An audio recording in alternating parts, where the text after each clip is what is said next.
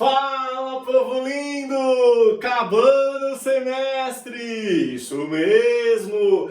E essa alegria não é uma falta assim, eu vou acabar, não vou dar mais aula. Não é isso não. A questão é o seguinte, é uma sensação de dever cumprido que vocês também devem estar sentindo. Que foi um período de transição para todo mundo. Foi difícil no começo, não é? Vocês se organizando para estudar, a gente se organizando para gravar as aulas, para entrar online, tudo, enfim. Período de transição, aquela coisa do o novo normal para todo mundo, não é? Os pais de vocês preocupados, a escola preocupada em oferecer o melhor produto para vocês, enfim, as melhores aulas, e a gente com saudade de vocês, procurando também achar um melhor ponto para a gente restabelecer contato e tudo mais, né? Mas assim, enfim, todos conseguimos. Pelo menos nós, eu posso falar para todos os professores, nós procuramos fazer o nosso melhor para, enfim, entregar a melhor aula, para entregar o melhor conteúdo, enfim, é isso que eu queria deixar para vocês aí, esse recado, e de antemão eu queria agradecer a vocês pela conduta exemplar, pelo comprometimento, pelo carinho principalmente, pela compreensão nesse período aí que todos passamos. Enfim, estamos passando ainda, mas já houve, assim, sem dúvida que uma melhora em termos de adequação de todos, beleza? Então, gente, show de bola, parabéns para vocês aí e obrigado mais uma vez por tudo, tá bom? E é o seguinte, hoje em especial, eu separei para vocês uma aula voltada para uma revisão de alguns conteúdos. Antes da gente entrar nos conteúdos, essa revisão eu chamei de revisão geral do primeiro semestre, tá? Vamos fazer uma recapitulação do que a gente já viu, que foi bastante coisa. Falando em provas de vestibular, olha o que a gente já viu. Opa, a gente já trabalhou o Nesp, vou ficar aqui fora da imagem. A gente já trabalhou o FUVEST, a gente já trabalhou prova da Unicamp. Que mais que já entrou? ITA, qual outra? Unifesp, olha aqui, UEM, que mais? UEL, né? Santa Casa. Esses são os principais que eu destaquei, dentre outros que aparecem no material de vocês aí, né? A gente já viu peculiaridades das provas, como que faz, como que é cobrado, enfim, a gente já viu bastante coisa, tem uma grande quantidade de matéria que a gente já viu sobre isso, não é isso? Muito bem. E aí também eu destaquei para vocês alguns tópicos de gramática para a gente fazer uma revisão bem rapidinha aqui, tá? Eu destaco que eu não coloquei voz passiva porque eu já antecipei uma revisão da voz passiva que foi da outra aula, né? Lembrando que eu destaquei voz passiva como se não a principal matéria de gramática que vocês têm que saber para o vestibular, tá bom? E fora a voz passiva, coloquei outras aqui para a gente retomar algum conteúdo, beleza? Vamos lá então? Seguinte, outra delas, question tags. Você se recorda quando que eu uso question tags? A question tag é mais ou menos assim, ó. Hoje tá sol, não tá? Lembra disso? Você não foi naquela festa, foi? Quando eu falo assim, ó, vai chover amanhã, não vai? O que eu fiz? Muita gente acha que question tag é uma pergunta, mas não é. Question tag, na verdade, é uma afirmação. Hoje tá sol, não tá? E o que eu quis de vocês com esse não tá? Lembra disso? Isso mesmo. Question tag, ela busca uma confirmação de algo que foi dito, tá? Então ela quer confirmar alguma informação que foi passada, tá bom? E para ver essa confirmação, tem que rolar uma estrutura, que vai ser auxiliar. Para muitos essa é a grande dificuldade, porque o auxiliar, o que acontece? Você tem que lembrar o tempo verbal dele, tá? Da frase, na verdade, para você saber qual auxiliar utilizar, tá bom? Outro detalhe, e o sujeito. Então, para você ter uma question tag, é necessário ter o auxiliar mais o sujeito. Beleza? E lembra que eu destaquei para vocês 3 características, 3 regrinhas principais? Tá aqui. A primeira delas que eu sei que você lembra. Olha lá o que você tem que ter. Se uma frase estiver afirmando, o que você vai fazer na tag? Você nega. Se a frase estiver negando, o que você faz na tag? Você afirma. Beleza? Não esqueçam dessa inversão. Outra coisa que eu destaco. Formas contraídas. Então, por exemplo, você não pode colocar does not, tem que ser o quê? Doesn't. Você não pode usar did not, tem que ser o quê? Didn't. Então, sempre formas contraídas. Beleza? E um outro detalhe, Sempre pronomes. Então, se aparecer lá um Marcelo, você troca he. Se aparecer uma Ana, você manda um she. Então, você tem que fazer a substituição dos nomes por pronomes. Não esqueçam disso. Beleza? Muito bem. E aqui eu coloquei para vocês algumas frases, tá? Vamos fazer juntos, tá? Aproveitando que vocês já sabem essa matéria, vocês já viram, vamos retomar isso aqui. A letra A tá assim, ó. The time certainly flies. O tempo certamente voa. Voa tá em que tempo? Presente. Então você vai ter que usar o auxiliar do presente, tá? Outro detalhe. Fly está afirmando. Então o que você vai ter que fazer na tag? Olha lá, se está afirmando, você nega. E usando formas contraídas. Como que fica? Olha lá. Doesn't it. Não esquecendo de trocar o sujeito por pronome, quando não aparecer um pronome. Beleza? Tranquilo? Muito bem. A segunda, letra B. Everybody came here. Came é passado, então você vai ter que usar o auxiliar do passado, que é isso mesmo, é o did. Beleza? Everybody é todo mundo, então você vai poder usar they, que é eles ou elas. Fechou? E um outro detalhe. Como eu estou afirmando, lá na tag eu vou negar. Olha como que fica. Didn't they? E assim foi. Belezinha? Tranquilo? Perfeito. Agora, cuidado com a letra C. Lembra que também, fora as frases convencionais, as regrinhas, tem os casos especiais. Esse é um deles. A frase está aqui, deixa eu ficar aqui fora. I am right about it. I am. Eu estou afirmando, então eu vou ter que negar. Só que eu tenho um problema, que está aqui, ó. Forma contraída. Eu não tenho forma contraída para am not. Então eu vou ter que emprestar uma estrutura. Lembra disso? Olha aqui. Aren't I. Beleza? Então, de novo. Como eu não tenho forma contraída para am e not, então eu empresto. Aren't I. Agora, cuidado. Se a frase aqui estivesse negando, por exemplo, I am not right, aí eu não vou precisar emprestar nada. Aí eu tenho. Então ficaria am I. Não vai ou achar uma alternativa lá com are I. Pelo amor de Deus, hein? Beleza? De novo, você só empresta o que você não tem. O que você tem, você usa. Beleza? Fechou? Muito bem. E aqui a letra D também é um caso especial. Toda vez que você tiver let's, qual que vai ser a question tag? Olha lá, shall we. Esse também é um caso especial. Toda vez que aparecer let's, você manda um shall we. Lembrando que, a título de curiosidade, o shall ele é um auxiliar de futuro. Só que você só pode usar ele para duas situações, para dois sujeitos. I e we, nenhum outro. Beleza? Isso só a título de curiosidade aí, belezinha? Muito bem. Antes disso, alguma dúvida sobre question tags? Não? Lembrou? Boa! Então vamos aí na sequência. A próxima matéria que eu destaco são os degrees of adjectives. Essa matéria chama Degrees of Adjectives. É um lance de comparativo, superlativo. Lembra disso? Muito bem. E aí, da matéria que eu passei, eu destaquei dois. Eu vou destacar o comparativo de superioridade e o superlativo, beleza? O primeiro, então, que eu coloquei é o comparativo de superioridade. Olha aqui, ó, já apareceu um adjetivo, old. Aí vale você lembrar que você tem dois tipos de adjetivos. Se recordam disso? O que eu chamo de longo e o que eu chamo de curto. Cuidado.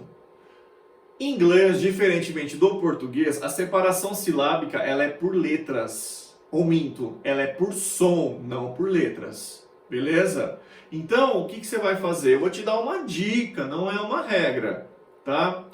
Geralmente até 5 letras, seguindo mais ou menos o português, é curto. Acima de 5 letras ele é longo. Beleza? Isso te ajuda. Então vamos lá. O adjetivo que eu separei é old.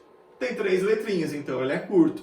Eu quero falar que essa sala é mais velha que a outra. Lembra disso? Olha como que fica. Quando o adjetivo é curto, você coloca ER nele. Então aqui eu já falei mais velho, tá faltando um que. Como que é esse que? Than. Beleza? Então eu já montei mais velho que. Isso quando o adjetivo é curto. Agora, olha o próximo adjetivo. Comfortable é longo. Quando for longo, olha a diferença. O adjetivo, você copia o adjetivo longo e antes dele você coloca um more. Então aí você já montou. Mais confortável, como que é esse que? O than. Aliás, gente, caiu isso aqui na Unesp, já como eu comentei com vocês já. E dava para saber que era um grau de comparação por causa do than.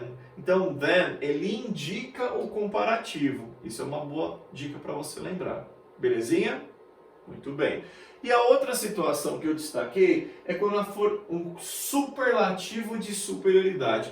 No superlativo, só para você se recordar, eu não vou estar comparando nada, estou falando que é o mais, a mais. Vamos usar os mesmos adjetivos para você perceber a diferença no grau. Ó, old, tá aí, ele é curto. Então, você vai ter que acrescentar alguma coisa nele. Só que agora não é ER, agora é superlativo. Essa alguma coisa é o EST, tá? E, assim como o than indica a comparação, o the indica que é o superlativo. Porque eu não quero falar que é o mais, a mais, então entra o artigo, beleza? Então aí já ficou o mais velho. Beleza? Foi aí? Muito bem. E quando for um adjetivo longo, de novo, comfortable é longo. Agora eu quero falar que essa sala é a mais confortável da sala da casa. Como que fica? Olha lá, the most, tá? Então quando for curto, você coloca um IST e vem com o the. Quando for longo, você copia o adjetivo longo e usa o the most. E aí você montou o comparativo de superioridade e o superlativo. Lembrou disso, gente? Então não esqueçam. E aí tem os irregulares que eu não coloquei aqui, mas você lembra. No comparativo, good vira better. Lembra disso? Bad vira worse. Far você tem farther ou further. No comparativo tem esses três irregulares que são os principais. Já no superlativo, good vira the best. Bad vira the worst.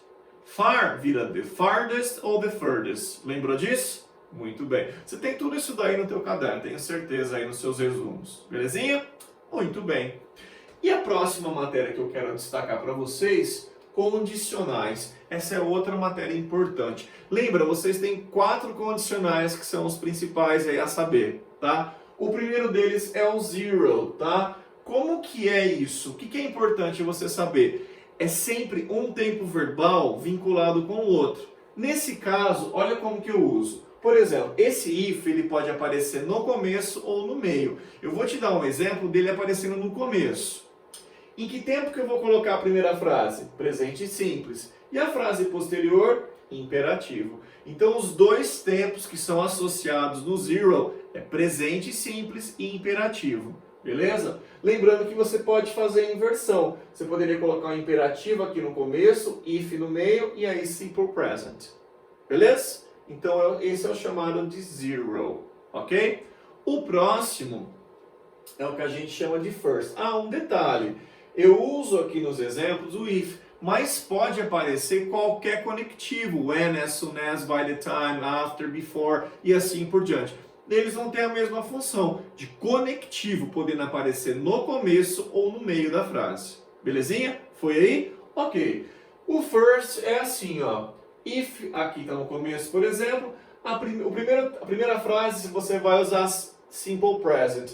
A segunda você usa will, tá? Lembrando que você vai poder inverter. Então você vai começando com will aqui, if no meio e simple present.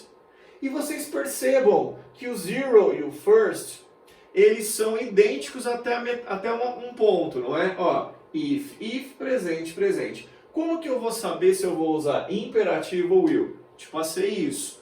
O imperativo, como a principal característica do imperativo é a ausência do sujeito, começa direto do verbo, não é isso? Abra, fecha, não vá.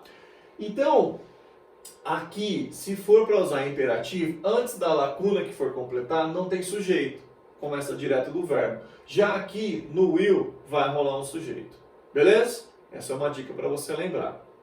Muito bem. O próximo é o second. Olha a estrutura. If aqui no começo, A primeira frase eu coloco no simple past, já a segunda eu uso would, lembrando da inversão, aí seria would, if e simple past, tá?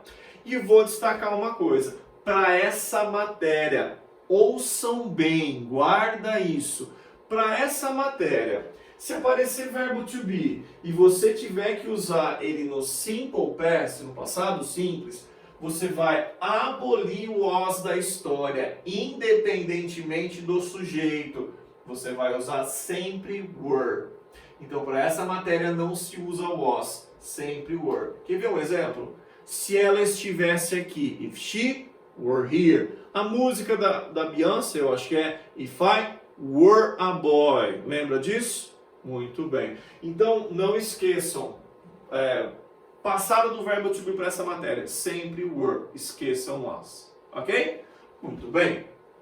E eu tenho o terceiro condicional. O terceiro condicional, if, depois passado perfeito e depois condicional perfeito. Lembrando que o passado perfeito é composto por had e verbo na terceira. O condicional perfeito é would have e verbo na terceira. E eu posso fazer essa inversão. Começaria com o condicional perfeito, if e passado perfeito.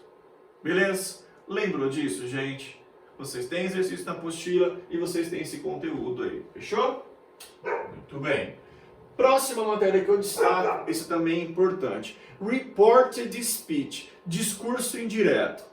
Tá? Eu destaquei duas situações, quando as frases estão afirmando, quando elas estão perguntando. Então eu destaquei na afirmativa e na interrogativa. Então olha aqui, ó, um passo a passo para as afirmativas. Qual que é o primeiro? Você vai copiar toda a informação que você tiver depois da vírgula, tá? E depois, quando chegar na parte do verbo, você volta um tempo. Então quando eu falo assim, ó, Pedro joga futebol, Elder disse. Na hora que você reporta, fica, Elder disse que Pedro jogava futebol. Percebeu? Você copia o que tiver depois da vírgula e na hora que chegar no tempo verbal, você volta um. Essa que é a regra geral. Beleza? Isso para afirmativas, é bem tranquilo. Já para as interrogativas, aí tem umas regrinhas a mais. Vamos começar. A primeira, você vai continuar copiando o que você tem depois da vírgula. Beleza? A segunda regrinha é o seguinte, se tiver, você vai usar as question words. As question words são aquelas palavras que eu uso para montar pergunta. É o caso de what, where, who, when. Se você tiver, você usa na frase, na hora que você estiver reportando. Caso contrário, você manda um if. Tá? Outra situação. Se você tiver qualquer um dos auxiliares, do, does ou did, você vai excluir. Beleza? Se não tiver nem do, nem does, nem did na pergunta, você vai inverter o sujeito com o auxiliar. Ok? Beleza? Muito bem. E a terceira regrinha é que toda frase reportada você volta um tempo. Então, de novo, nas perguntas, primeiro você faz o quê? Copia o que tem depois da vírgula. Depois você vai procurar por question tags. Se tiver, você usa. Caso contrário, você manda um if. A terceira situação, você vai procurar se a frase tiver 3 auxiliares, do, does ou did. Se tiver, você exclui. Caso contrário, você inverte o sujeito com o auxiliar. E toda a frase reportada, na hora que chegar na parte do verbo lá, você tem que voltar um tempo. Beleza?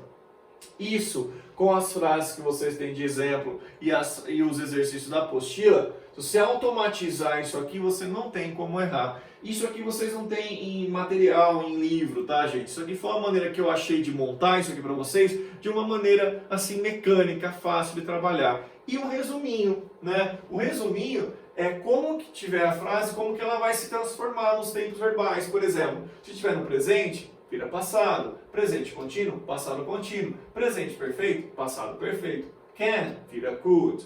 Will, vira would. Aqui eu destaco. Quando a frase já estiver no passado, como que eu volto ela? Pois bem, eu volto para o passado perfeito.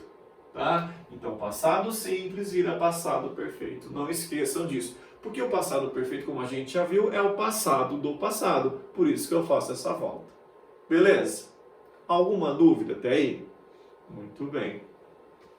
E é isso.